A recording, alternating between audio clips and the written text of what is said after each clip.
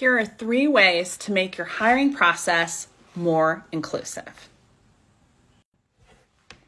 Way number 1, ask your candidates what their pronouns are as soon as they apply.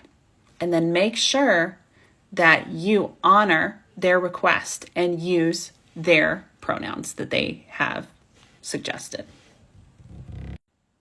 Number 2, offer accommodations or offer the option for accommodation. Things like closed captioning on video interviewing. You can do this in Zoom really easy.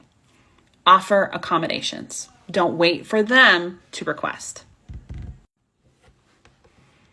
Number 3, provide transparency of the hiring and selection process. Let them know what the steps are from the first interview to the final offer. And what is the timeline for this to happen? Are there in-person or face-to-face interviews? Are there presentations that are going to need to be done? What are the steps in getting a job at this particular company for this particular position?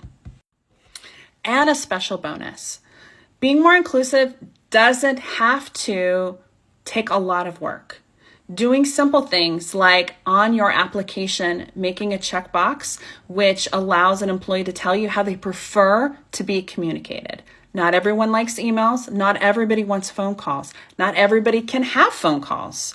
If you are deaf or hearing impaired, you are unable to talk to a recruiter for that initial call and schedule an interview over the phone. So having a checkbox that simply says, hey, what's your preferred method or form of communication, call or text, is a form of inclusive hiring best practices. Doing these things really sets the stage and lets your candidates know that you value them, that you want them to be a part of the process, even if they're not an employee working with you yet. And that lends to them singing your praises and sharing how great of a hiring and inclusive recruiting process you had with other candidates, which is going to improve the diversity in your candidate pool and hopefully increase the number of qualified candidates you have applying for open jobs at your company.